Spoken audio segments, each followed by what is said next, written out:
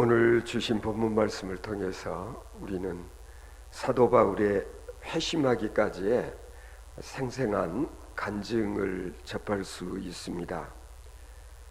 바울이 예수님을 만나게 된 사건, 그리고 그 일로 인해서 회개하고 또 하나님의 사람으로 중생하기까지의 생생한 과정을 우리는 알 수가 있습니다.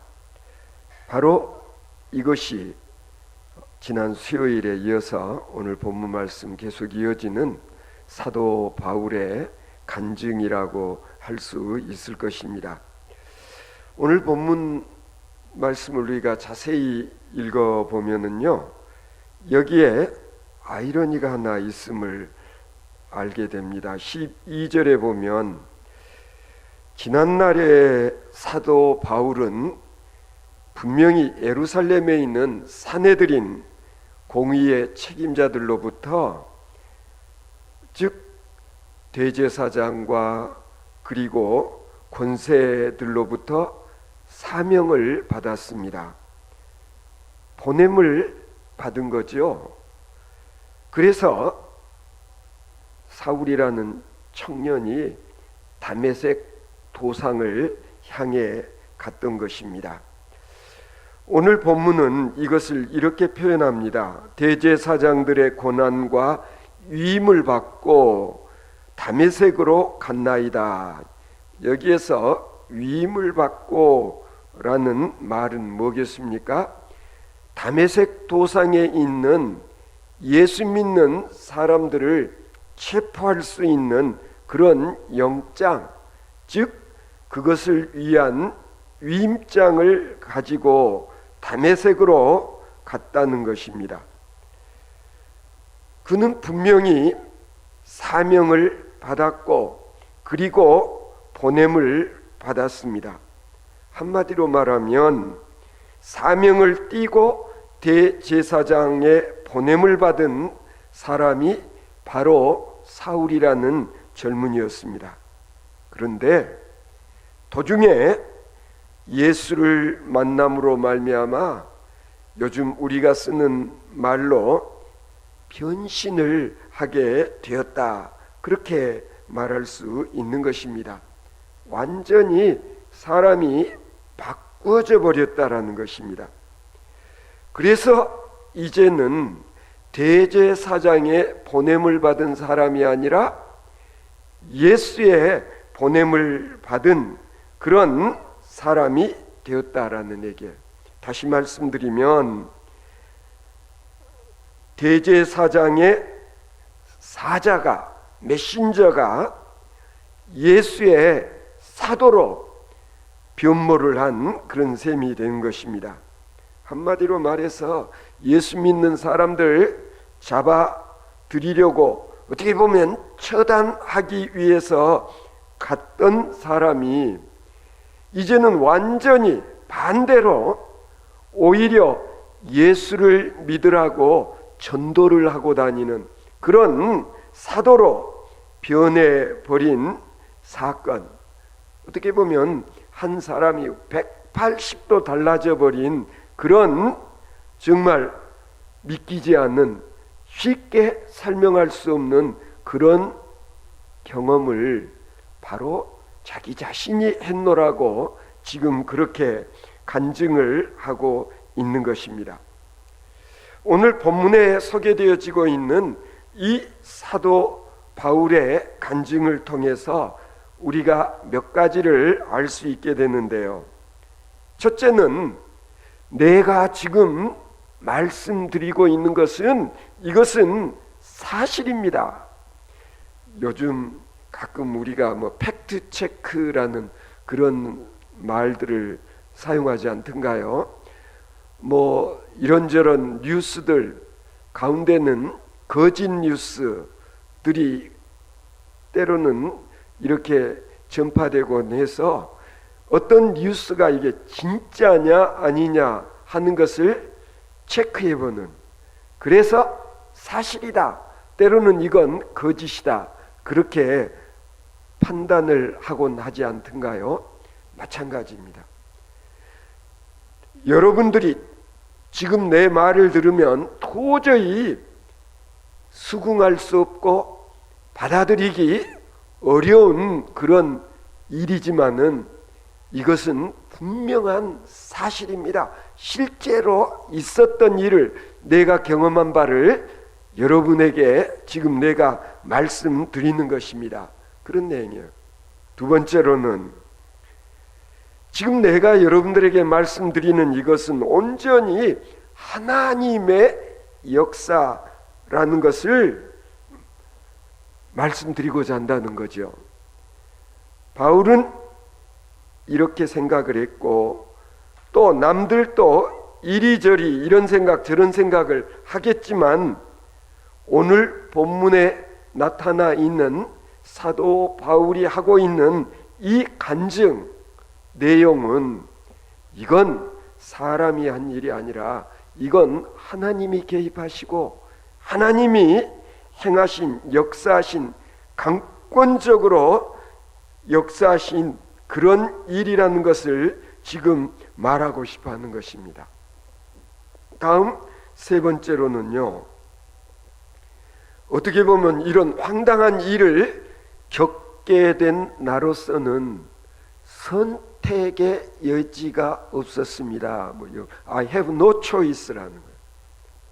선택의 여지가 없이 저는 예수 믿는 사람들을 처단하는 입장에서 부활하신 그리스도의 사도가 되고 말았습니다. 19절 말씀 한번 보시면요, 아그리빠 왕이여, 그러므로 하늘에서 보이신 것을 내가 거스리지 아니하고, 그래. 하늘에서 보이신 것을 내가 어찌 거역할 수 있었겠습니까? 정말 내게는 선택할 수 있는 자유가 없었습니다. 그런 얘기예요. 가만히 보면 주님께서는 바울 사도에게 묻지를 않았습니다. 선택하라고 요즘 우리가 가끔 사용하는 영어로 옵션을 주지 아니했다는 거예요. 한번 보시죠. 사울아, 어찌하여 나를 핍박하느냐? 일어나 다메섹으로 가라. 주님께서 바울 사도에게 이렇게 명령을 하신 것이 전부라는 거예요. 너 갈래? 안 갈래? 이런 식으로 말씀하시는 것이 아니라 너는 다메섹으로 가라, 이렇게 명령하셨다는 거고, 따라서 자기로서는 주님의 그 명령에 따르는 길밖에는 선택의 여지가 없었다는 것을 지금 바울 사도는 간증하고 있습니다.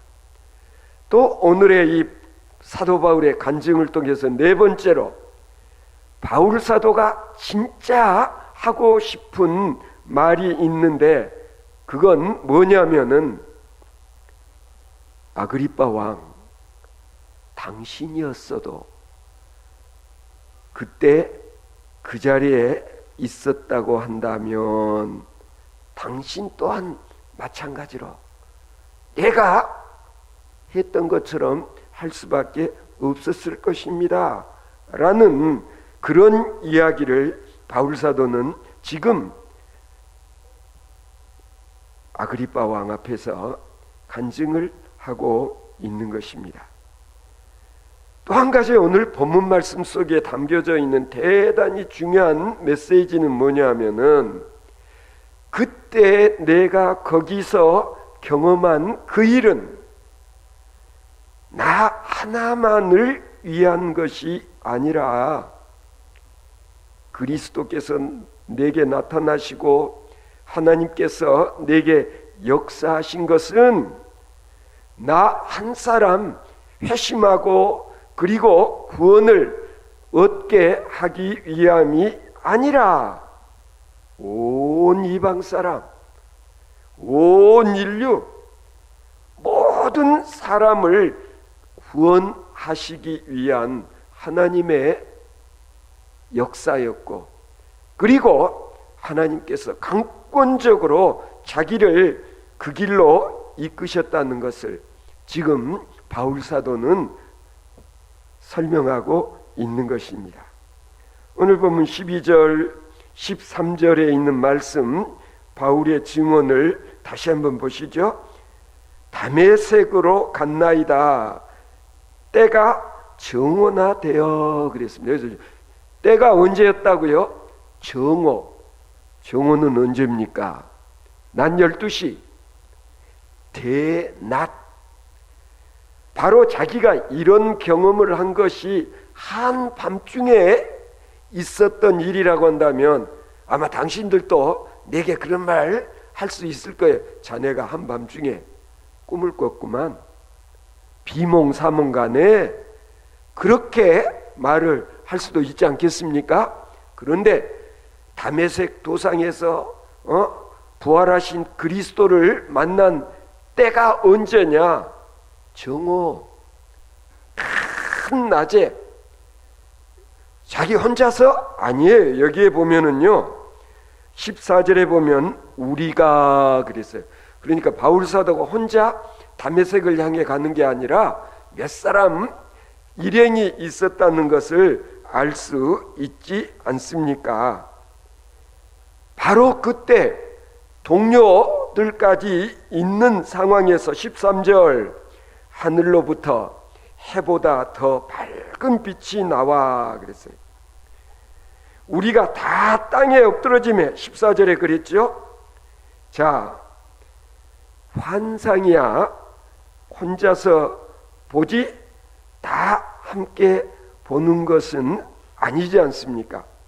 그런 의미에서 여기에 우리가라는 이 말은 바울 사도가 체험했던 그 믿기지 않은 놀라운 사건은 실제로 있었던 역사적인 사건이라는 것을 시간적으로나 아니면 혼자도 아니고 주변에 다른 사람이 같이 있었다라는 사실을 들어서 바울 사도가 지금 간증을 이어가는 것입니다. 22장 9절에 보면은요 이런 말, 사람들이 빛은 보면서도 나더러 말하시는 이의 소리는 듣지 못했다. 그런데 희한한 것 중에 또 한 가지는 뭐냐면 그날 그때 나 말고도 다른 사람들이 그곳에 있었는데 공통적인 것은 뭐였냐면 나를 비롯한 같이 있었던 모든 사람들이 다 밝은 빛은 보았다라는 애. 그런데 사울아 사울아, 자신을 부르는 주님의 음성은 자기만 들었다라고 그렇게 기록을 해놓고 있습니다. 사울아 사울아, 오늘 본문에 보면은 주님께서 히브리어로 유대인어로 유대인들이 사용하는 말로 자신을 부르시고 자기에게 말했다, 그렇게 증언을 하고 있지 않습니까? 자, 바울 사도는 그 자리에서 주님이 사울아 사울아 내가 어찌하여 나를 핍박하느냐 라고 물으셨다고 했는데 이럴 수도 있지 않았었을까?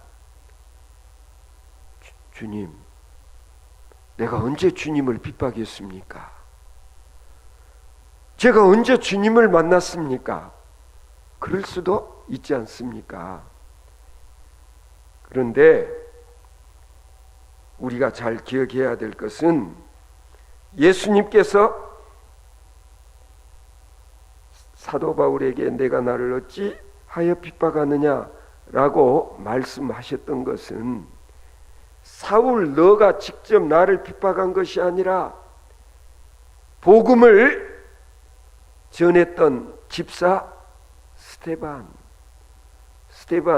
돌로 쳐 죽일 때 너도 그 자리에 있었지 않았느냐, 그렇게 예수님께서는 사울이라는 젊은이에게 말씀하신 게 분명합니다.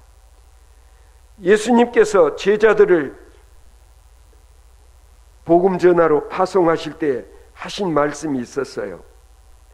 너희가 가서 내 이름으로 복음을 전할 때 너희를 영접하는 것은 곧 나를 영접하는 것이요, 너희를 핍박하는 것은 곧 나를 핍박하는 것이니라. 예수님이 제자들에게 하셨던 말씀이거든요. 무슨 뜻입니까? 니들이 이제 가서 전도하고 그러다 보면은 어떤 사람들은 너희를 영접할 것이고 어떤 사람들은 니를 핍박할 것이야. 그러나 너희를 핍박할 때에 너가 핍박당한다고 생각하지 말아라. 실은 내가 핍박을 당하는 것이다 라고 말씀하셨던 예수님의 말씀을 생각해 보면, 바울 너가 예수 믿는 사람들 핍박하는 것은 바로 나를 핍박하는 것이야 라는 논리가 성립되지 않습니까? 바로 그렇다는 얘기예요. 그 다음에 또 오늘 본문에 보면은, 이건 성경에 있는 일종의 유머러스한 그런 표현이라고 할 수 있는데, 14절에 가시채를 뒷발질하기가 내게 고생이니라. 임 집사님이 이거 무슨 말인 것 같아요? 임일남 집사님 이 말씀 읽으실 때, 예? 가시채를 뒷발질하기가 내게 고생이니라, 무슨 뜻으로 이해하십니까? 시골에 사셨던 분들은 이런 광경을 보실 수도 있었을 것 같은데요. 이거 그 유대에서 농사짓는 일들을 보지 않는 사람 무슨 말인지 몰라. 이게 뭐냐면은, 저희들도 그 어려서 논에 밭에 쟁기질 할 때 보면은요, 때로는 이 성질이 좀 고약한 황소가 쟁기질을 하다 말고 좀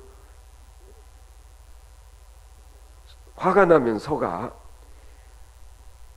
발을 가지고 흙을 막 이렇게 차서 뒤에 쟁기질하는 사람에게 흙을 끼얹는 그런 경우가 있어요. 이걸 방지하게 할 수 있는 방법은 뭐였느냐 하면은, 소 엉덩이 뒤쪽에다가 이렇게 둥그렇게 된 데다가 가시를 이렇게 해서 장치를 해 놓는다는 거예요. 그러면 이 고약한 황소가 뒤에 쟁기하는 사람 흙 끼얹으려고 뒷발질하면은 어떻게 되겠어요? 결국은 가시가 뒷발을 찌르게 되니까 몇 번 해보고 계속 아픈 가시에 찔리고 나면 이 짓을 못한다라는 얘기예요. 지금 바로 예수님께서 사울에게 이렇게 말씀하셨다는 거예요. 이게 보면은 네 참 가시채 가지고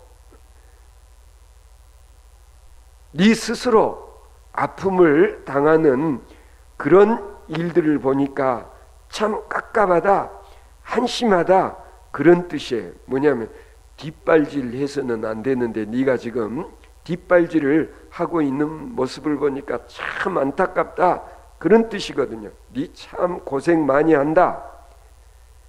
더 이상 바둥거리지 말고 내가 너를 잡았노라. 고분고분해라 이놈아, 그런 뜻이에요. 더 이상 뒷발질할 생각하지 말고 너는 내게 꽉 잡혔으니까 지금부터는 내가 시키는 대로 해라. 그런 좀 유머스러운 말씀을 하셨다, 그런 뜻이에요. 자, 아까도 말씀드렸습니다마는 바울의 이 간증 속에 바울도 보통은 아니었구나 라는 그런 느낌을 갖게 하는 대목이 있습니다. 15절에 보면 사울아 사울아 내가 어찌하여 나를 핍박하느냐, 그러니까 바울 사도가 뭐라고 그랬어요? 주님 누구십니까? 그렇게 말씀하시는 당신은 누구십니까? 그렇게 질문을 했다는 거예요. 그러자 예수님께서 뭐라고 말씀하셨어요?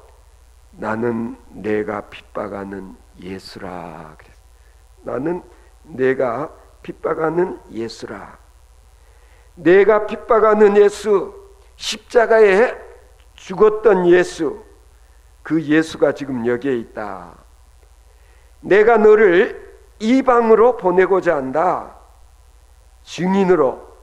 이제는 내가 너를 부활의 증인으로 삼으려 한다.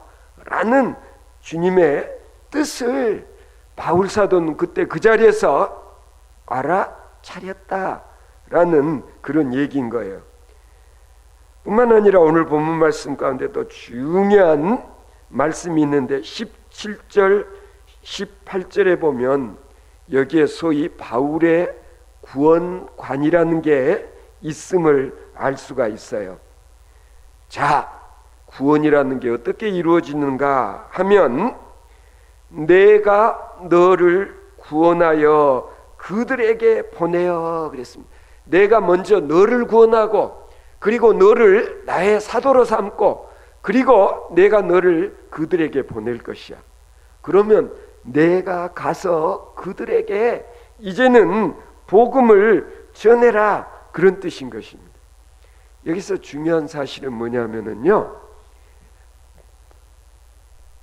보냄을 받은 자, 그리고 이 보냄을 받은 자에 의해서 구원의 진리, 구원의 도가 전달되어지고, 그리고 그 말씀을 들은 자들에게는 무엇이 생겨날까요?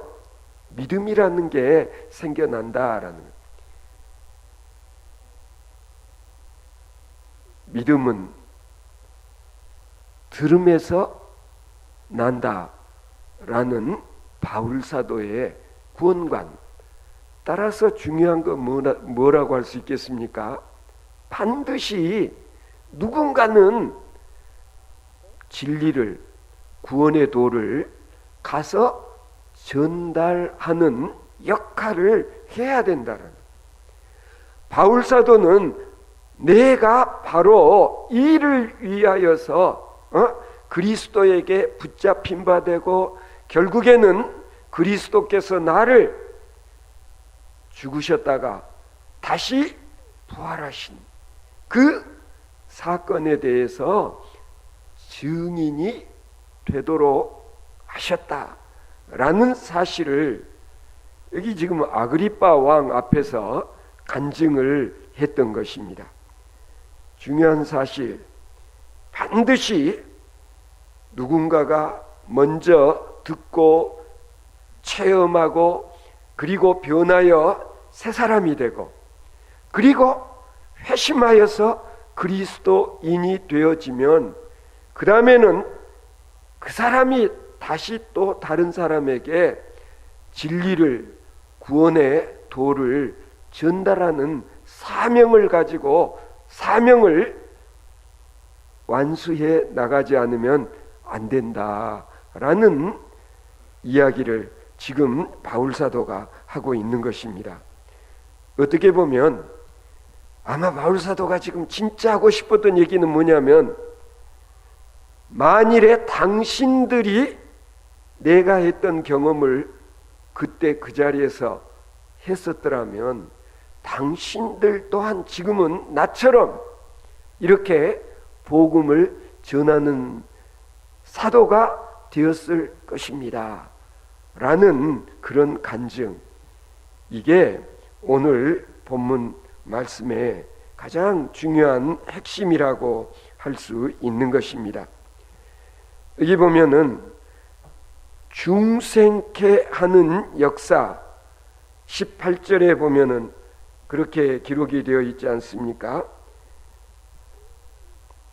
그 눈을 뜨게 하여 어둠에서 빛으로, 사탄의 권세에서 하나님께로 돌아오게 하고 죄 사함과 그리고 나를 믿어 거룩하게 된 무리 가운데서 기업을 얻게 하리라 하더이다. 누가? 주님께서 나에게 이렇게 말씀하셨다는 거예요. 여러분, 예수를 믿는 목적이 무엇입니까? 첫째는 죄사함을 받는 거예요. 그 다음에는 믿어 거룩하게 되는 것, 그것을 믿는 것은 우리로 하여금 의화되게 하는 것이고, 그 다음에 우리가 예수를 믿고 신앙생활을 하는 것은 끊임없이 성도가 되는 것, 성화되는 것, 그것을 오늘 바울사도는 구원의 길이 그렇다라고 간증을 했던 것입니다. 기업을 얻게 하리라. 여기에서 기업을 얻게 한다는 것은 뭘까요? 예수를 믿고 죄사함을 받고 그리고 하나님의 자녀가 되고 하늘나라를 유업으로 받게 된다. 하나님 아버지의 나라를 상속받게 되어진다. 그게 바로 기업을 얻게 하리라 라고 예수님께서 자기에게 말씀하셨는데, 이게 바로 바울사도의 구원론이라고 할 수 있을 것입니다. 주님께서는 바울에게 명하신 구원론이 있었습니까? 주님께서 말씀하셨습니다. 16절에 일어나 내 발로 서라.